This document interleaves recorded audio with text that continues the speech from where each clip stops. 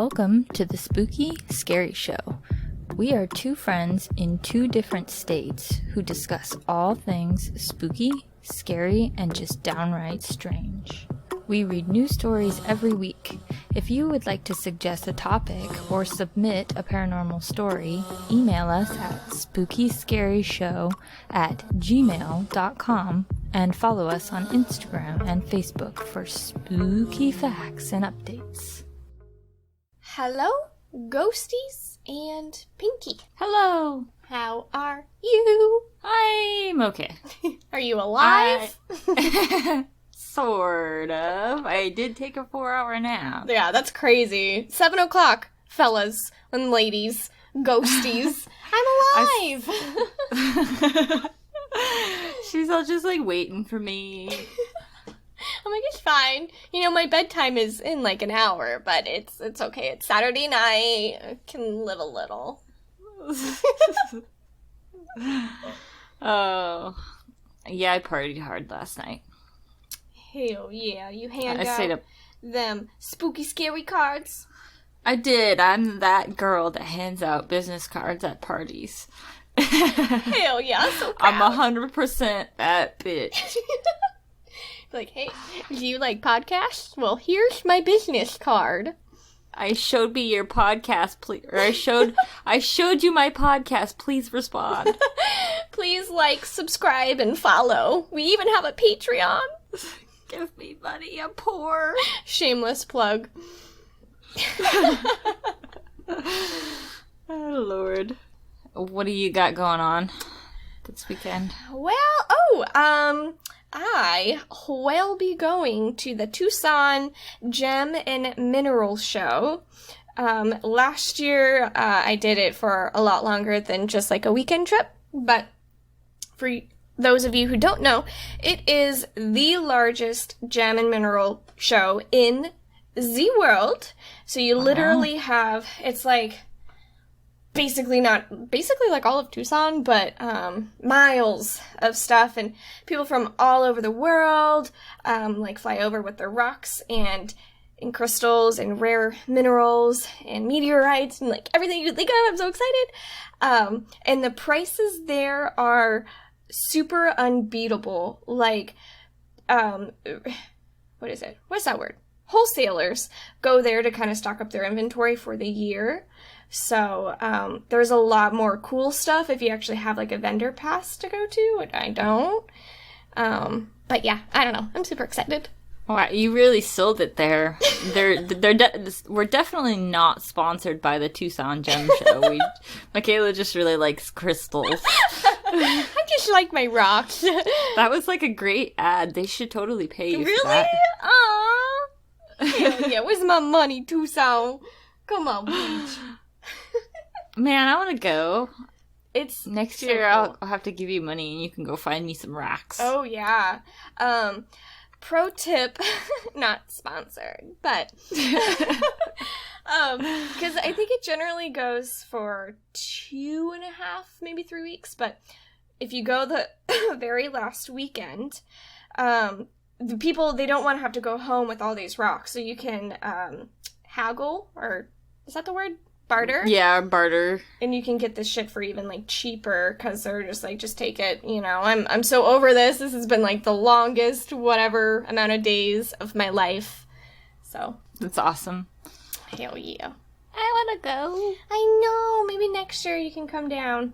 Is it always at the same time? Mm-hmm. Last week of January and the beginning of February. Yeah. I know, it's kind of random. It's kind of a shitty time. Right. I'm still recovering from Christmas. Ugh. My bank account is recovering. Yeah. Ugh, I'm still saving up to move out to my own place. Super excited. Super nervous. That'll be so fun. Ugh. Yeah, Ghosties, Pinky's gonna be visiting Arizona, and when she's here, she's actually gonna be going with me one day to, like, look at prospective places to live. So it'll be a fun little adventure. Yeah, you can help me with the maths. The maths. Like, Pinky, can I afford this? No? Okay. I got to look at my future puppy today. Oh my god, the little potato. Yes, he's super cute. What He's an American bully. Oh. What did they call him? They called him a blue-tipped fawn. Ooh, that's fancy. Yeah, so he's like fawn, but he's got a little blue face. Oh my god. What color is he? Fawn. Oh, that's a color. Yeah. Great. Yeah, his body's fawn and his face is blue. I didn't know that was a word. I gotta Google this now. Fawn color. I want my hair to be dyed fawn. I think it's like just an animal's color. Oh. I don't know if you can ask your hairdresser. Oh for no, it. it is. Color. Fawn is a light yellowish tan color. It is usually used in reference to clothing, soft furnishing, and bedding, as well as a dog's coat color. What color is he? Oh, I just thought it was literally like just told you. facial markings. I don't know. He's a fawn, so he likes to prance around in little prairies like a little fawn deer. I'm adopting a baby deer. It's different in Washington. You won't understand. Jeez. Oh, so when are you guys gonna be able to get him? If you get approved or process or whatever? By next Wednesday. Oh my god. Yeah, I'm so excited. What's his name? Tango. Tango. I love it. Tango likes to tango. I will have to share a picture on our social media so everybody can see the little potato. But I won't share it unless it's like a for sure thing, you know. But is it like pretty much a for sure thing? We put down the deposit today, so yeah. Okay. Yeah. He's your potato then. Little beefcake. Yeah. Did you tell him what type of dog it is? Yeah, he's an American bully. He gonna be So- thick. Yeah, like a pit bull, but thick. Little thickums. Oh. I love it. Is anybody So- still listening to What? us? You know. Oh, probably not. They probably checked out. These bitches. Mm-hmm. Okay, Dolly. What is the topic today? Do you remember? All right, Pinky. What is the topic today? I think it is crazy killers. Is that what we decided? I don't Crazy crimes? Are we gonna stick with crazy? I don't care. Whatever. You pick. Today's topic is crazy killers. Hell yeah! Bum bum bum. We found some pretty gnarly murder stories that we'd like to share with you. Mine are especially disturbing. Yeah. Mine's I mean murder's pretty fluffed up in and of itself. First one's really kind of sad. I don't know. I don't want to justify murder by saying it's okay for anybody, but once you hear my story, you might be like, okay, I get it. I kind of feel bad for my first person too, like, not entirely their fault. Yeah. So, Kind of become like a product of your environment. yeah, shitty thing about being, like, an empath and, like, having... is I feel bad for fucking murderers. Like, Lord help me. There ain't no hope for anybody. So, my story is about Marybelle. She is she's older now, but anyways, an 11-year-old serial killer.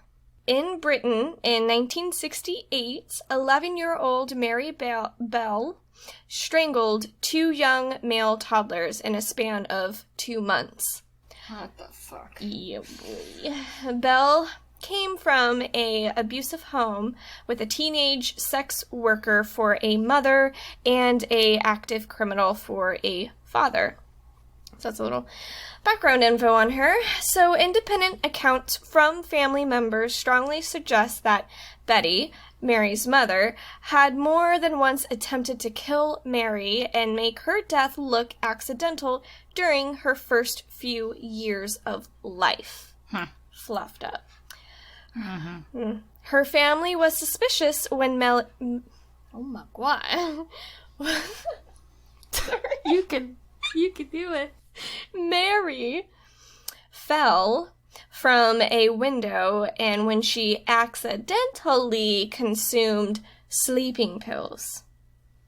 So, this bitch be throwing her baby out fucking window and, like, popping them sleeping pills. She just wildin'. Oh, God. On one such occasion, an independent witness saw Betty giving the pills to her daughter as sweets. Mary herself says she was subjected to repeated sexual abuse, her mother forcing her from the age of 4 to engage in sexual acts with men. Ugh, that's so fucked up, twisted. Right? After the fall Mary experienced, it was reported that she had suffered brain damage as a result, but now this damage is attributed to childhood abuse from her own mother. Mary had damage to her prefrontal cortex, an area associated with voluntary movements and decision-making. Which is something that a lot of serial killers have in common. Oh, do they? Mm-hmm. Dang. Because I know a lot of, like, those who rape or those who sexually abuse, like, little children, they're lacking the impulse control in their brain and they don't know, like, how to control those impulses. So, yeah. It's kind of crazy how, like, something kind of... So, really, I mean, is it her fault? I know. She's already been through so much. This is before she was even 11, so... yeah. I know. All jokes aside, I'm sorry for joking about her. Eek. I don't know. But she also kind of killed 2 babies, so it's like... Eek. Yeah. It's internal turmoil. Yes. Yep. The world is not black and white. Yeah. It is very gray. That's true. But... you cannot become a subject of your environment, and you can always try your best to get out, to change your future, to take control, to break old habits. Let me preach. Preach it. It's gospel. Amen. Preacher Dolly here. Praise Dolly. I like that. Where am I? Okay.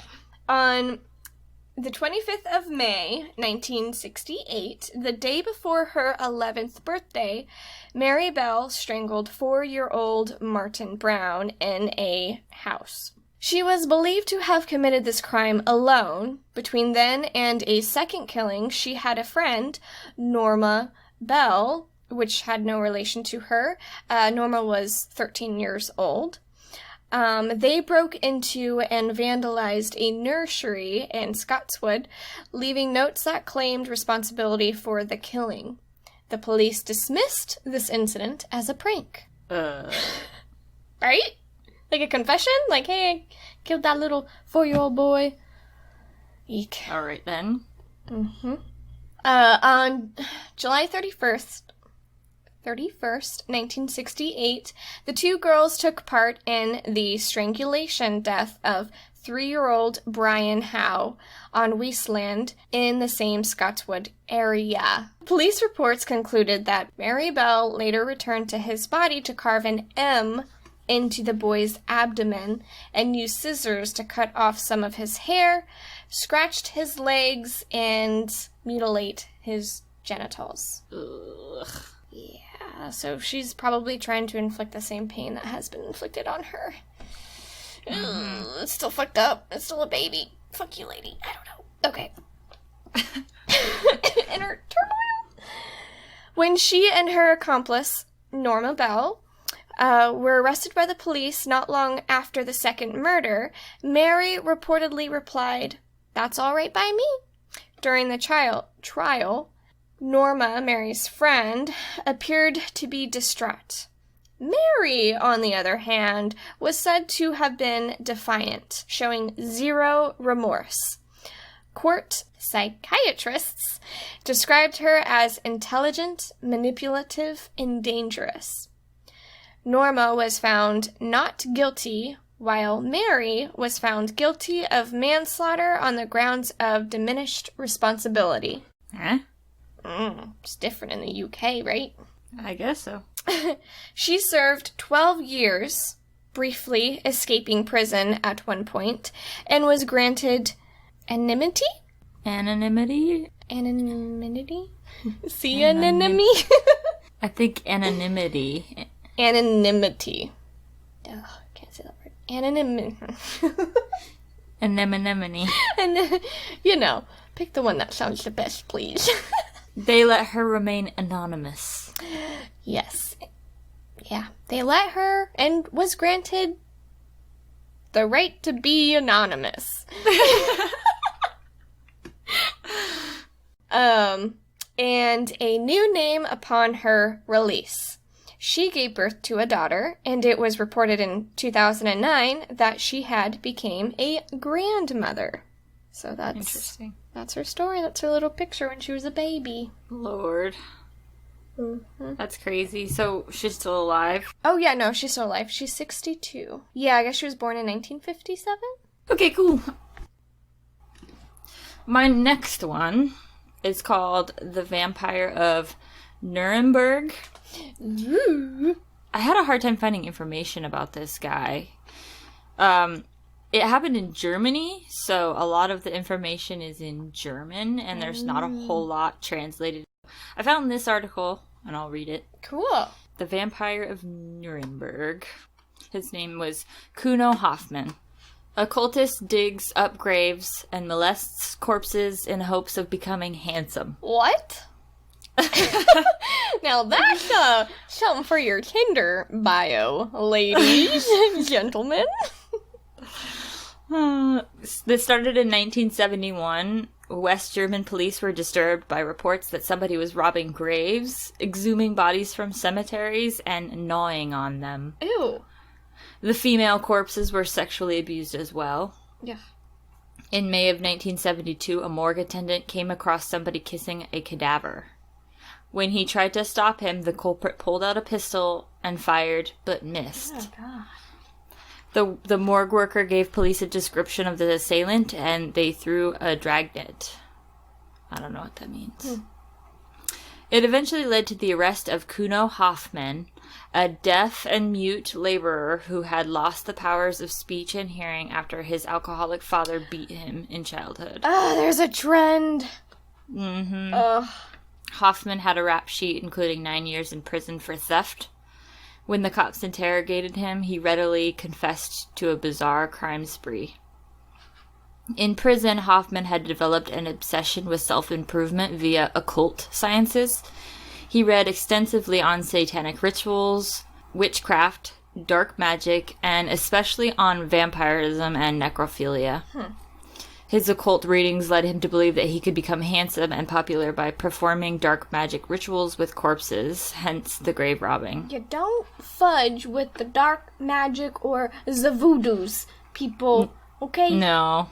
But I read in another thing that he had like a 60 or 70 IQ.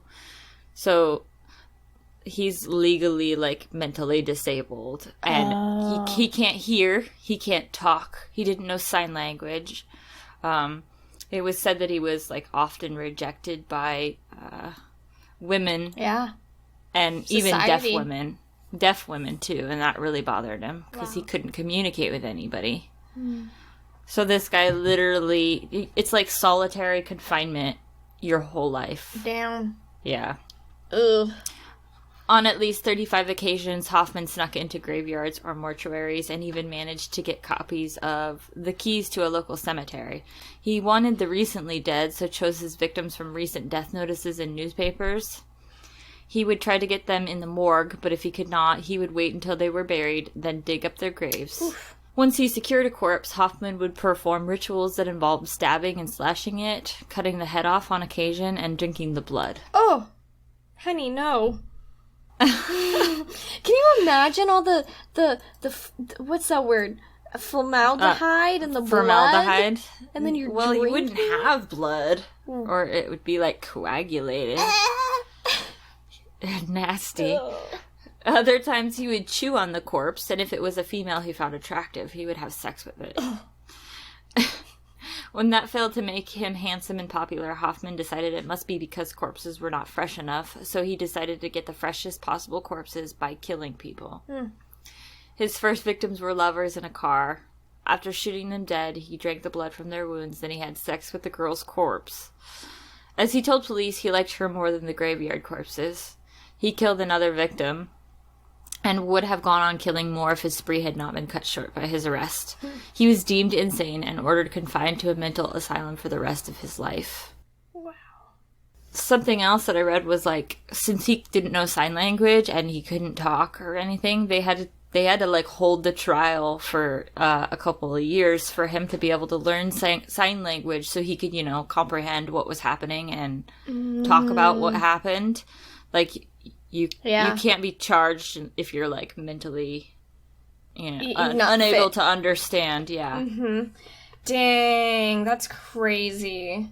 Wow. And this was, like, I think a couple of years of him probably doing this every single day. He would dig up bodies and... it's, like, stories like that where it's, like... I mean, I understand, like, certain circumstances and everything, but I'm, like... That kind of just seems like a demon, like he's just kind of like possessed and he's just like bloodthirsty and just like running around like possessed or whatever. Like, that is just not human. A lot of that is just like... But he was beat so bad that he lost, like, his brain was damaged. Kind of like your other person. They had a problem. And, what is it? There was one, like, some part of the brain that when you damage it, like you were saying, the impulse control, but it also, like, increases sex drive.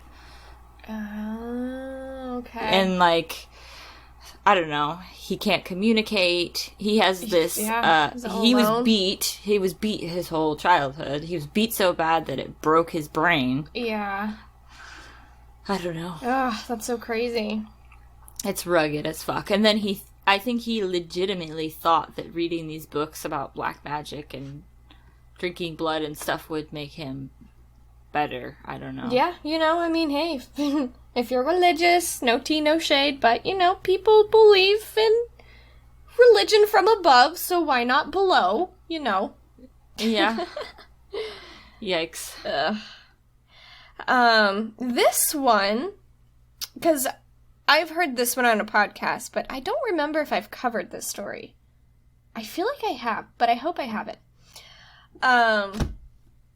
So this is a man who almost got away with murdering his family. This shit is just crazy. John List killed his 3 kids, wife, and mother in 1971 inside their New Jersey mansion. On November 9th, 1971... John List, methodically murdered his entire immediate family using his own 9mm semi-automatic handgun and his father's Colt .22 caliber revolver. Did I say that right? Yep. Okay. Pinky knows her gun, so. Pew, pew. Pew, pew, pew. While his children were at school, he shot his wife Helen, who was 46 at the time, in the back of the head, and then his mother, Alma, who was 84 at the time, above the left eye. As his daughter Patricia, who was 16, and younger son Friedrich, 13, arrived home from school, he shot each of them in the back of the head. After making himself lunch, List drove to his bank to close both his and his mother's bank accounts, and then to Westfield High School to watch his elder son, John Jr., who was 15, play in a soccer game. Wait, so he killed all of his family except for the oldest son? Not yet. Okay. All right. Yeah, boy. So after driving John Jr. home, List shot him repeatedly because, as a misfire evidence later showed, his son attempted to defend himself because he's like the strongest one, he's 15. List gave critical financial problems as well as his perception that his family members were straying from their religious faith as a rationale for the murders. He reasoned that killing them would assure their souls in a place in heaven, where he hoped to join them eventually. Oh, Lord. Mm-hmm. Like, that's not any different than the fucking occult. Right? Yikes. Yeah. Well, I think he was also, fired from his job. So he's like, oh, fuck, I can't just, go home and just, tell my wife I was fired and that we can't keep our New Jersey mansion. I'm just gonna have to fucking kill him, Yikes. Yep. So John then placed the bodies of his wife and children on sleeping bags in the mansion's ballroom. He left his mother's body in her apartment in the attic. In a 5-page letter to his pastor, found on the desk in his study, he wrote that he saw too much evil in the world and had killed his family to save their souls. He then cleaned the various crime scenes carefully. He even took time to cut his own face out of every single family photograph in the house. What the fuck? Yeah. He, took his time when he did this. He didn't, do it and then dip. He's like, no, I'm gonna stay for a few days. He turned on a radio station to a religious station. Then he departed. Christian rock. Yeah, right? So, he murdered on November 9th. So, the murders were not discovered until December 7th. Almost a month. Due in part to the family's reclusiveness and refusal, to socialize, and in part to notes sent by Lists to have the children's school and part-time jobs, stating that the children would be visiting their grandma in North Carolina for a few weeks due to an illness. So, perfect kind of opportunity to be like, hey, we don't talk to anybody. I'm gonna, tell everybody. Nobody'll know. Yeah. Helen's mother was, in fact, ill and had canceled a visit to Westfield because of it. Had she made the trip, Liz later said she would have been his 6th victim.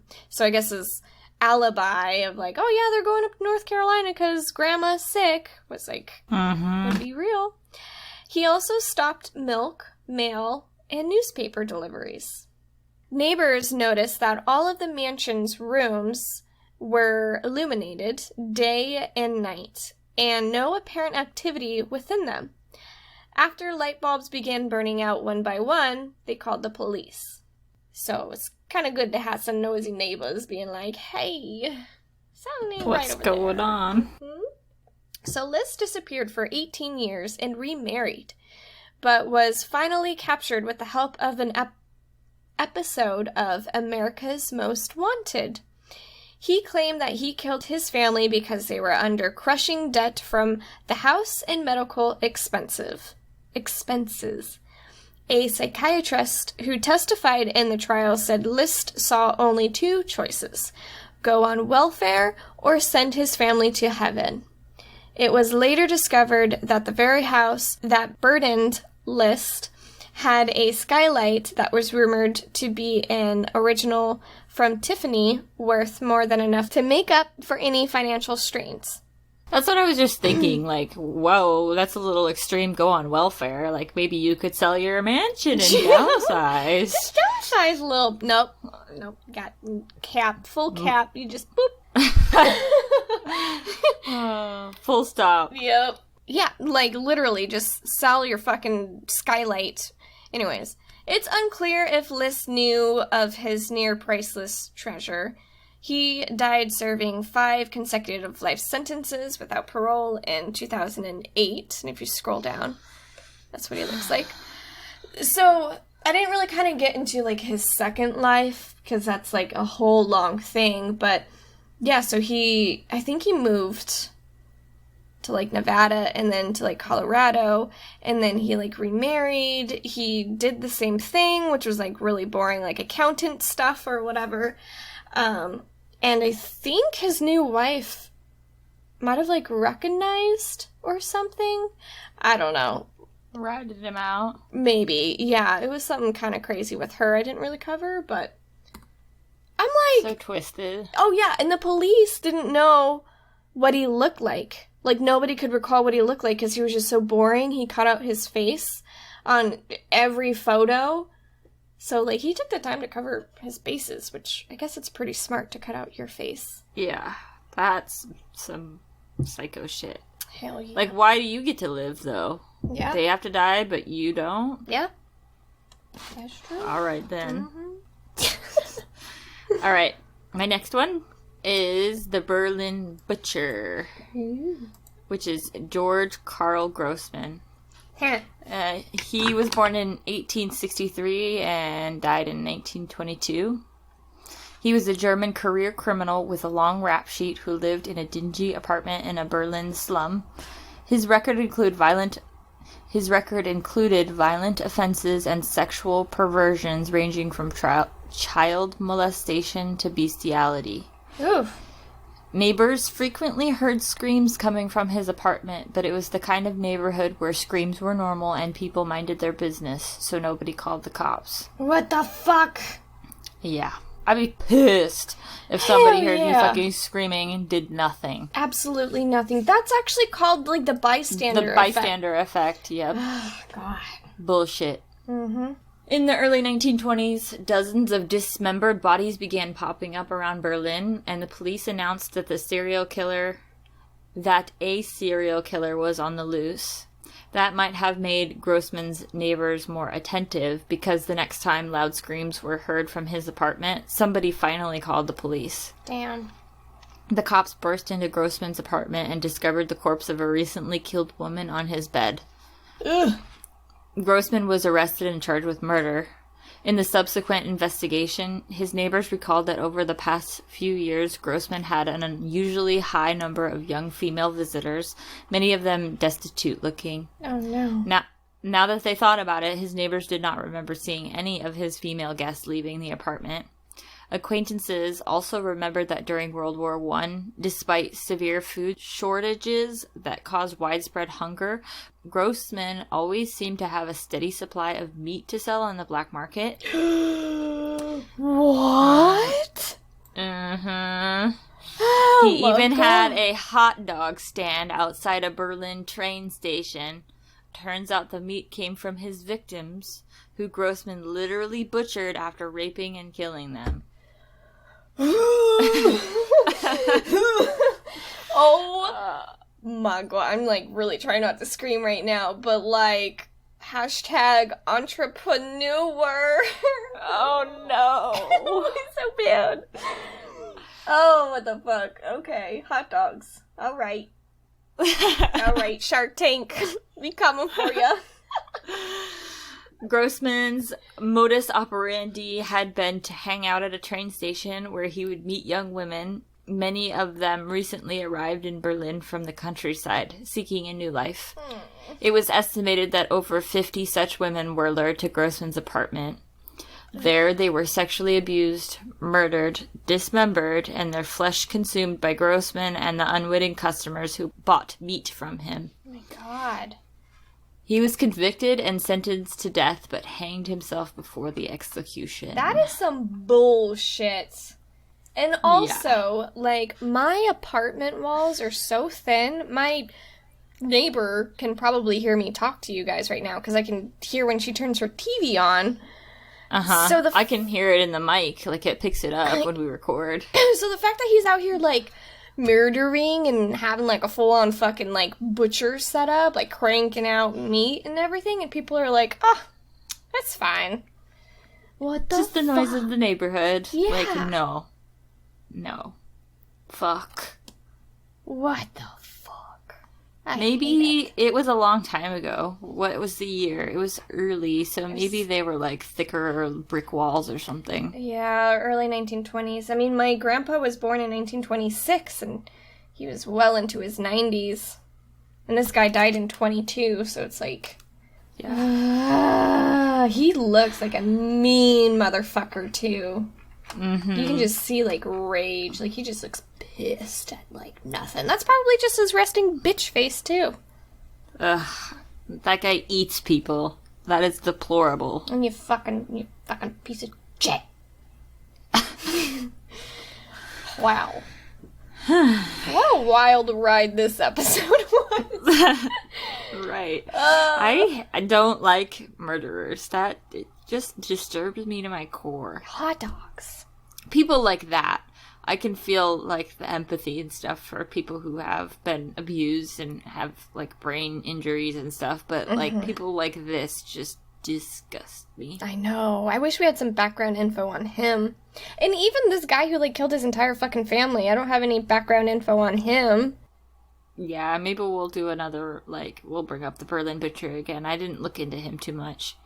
Kuno Hoffman doesn't have a whole lot of information, so if any of you guys can, like, shed some light that read German. I think most of the articles were in German. Dang. I had to hit up my German friend and be like, hey, translate this. Hell yeah. Hell yeah. Alright. Alrighty. Well, ghosties, I mean, I hope that was spooky scary, and I hope me laughing sometimes isn't extremely inappropriate. I'm sorry if I offended anybody. It's like nervous. Oh my gosh. Okay, so I have to tell you a quick little side ditty. Oh boy. So last week, my friend, she's been with her partner for like 4 years. She randomly called me out of the blue and was just like, hey, what's going on? I was like, oh, nothing, I'm just chilling. Like, what's going on with you? And she's like, oh, well, I just got dumped. And I'm the type of person who laughed, but not because it's funny, because it's just so awkward and I didn't know how to act and it just caught me off guard and I apologized so much to her afterwards, but I'm just like, what? I do it too. I'm too sorry. That's funny. There's some kind of like, I've looked into that before, inappropriate laughter. There's something that goes, like some mental thing. Oh, great. Or like nervous laughter? Yeah. Oh, that's so crazy. It's just like nervous laughter, yeah. You know, invoked from audience expression of alarm, embarrassment, discomfort, or confusion. Ugh. Yeah. Yeah. Anyways, guys. I'm in danger. Yes! Oh, God. You know what I always say at work when I'm, like, having, like, a really bad, like, day and just shit's just, like, not going well? I always say, guys, please pray for me, because nothing's wrong. Just everything is wrong. So it's like, you know, I'm fine. Just, you know, pray for my brain. Yeah. I'm just out here struggling. That's right. Anyways. Alrighty. Ghosties. Shit. I hope we learned a valuable lesson to not eat hot dogs. Yeah. So, next week, Dolly has a work thing? Yes. Oh, I totally forgot about that. Super nervous. So, my work, we go to conferences to meet with our clients, and it's like a huge conference. We have UK peeps flying over. Anyway, so I'm going to be in Miami at this work conference all weekend, starting on Thursday. So, there's going to be a week or so in between recording, and we might actually just end up moving forward with going with bi-weekly episodes. We'll just see how that kind of works out and see if that works better with my crazy work schedule and all that good stuff. Yeah, and I'm getting a new baby puppy, so I have to be a mother. I can't work so much. He's gonna eat everything. He's gonna eat your shoes, the walls. Oh, I hope he doesn't eat the walls. Fuck. Oh. Thanks for listening. Bye, ghosties! That wraps up the Spooky Scary Show. If you've enjoyed this podcast, click that like or follow button. We are available on Spotify, iTunes, and all major podcast streaming services. Spooky Scary Show is an independent podcast with big dreams. So if you would like to show your support, check out our Patreon page at patreon.com/Spooky Scary Show. Also, join in on the conversation. Follow us on Instagram at Spooky Scary Show for science and spooky facts. Scary you later. Spooky.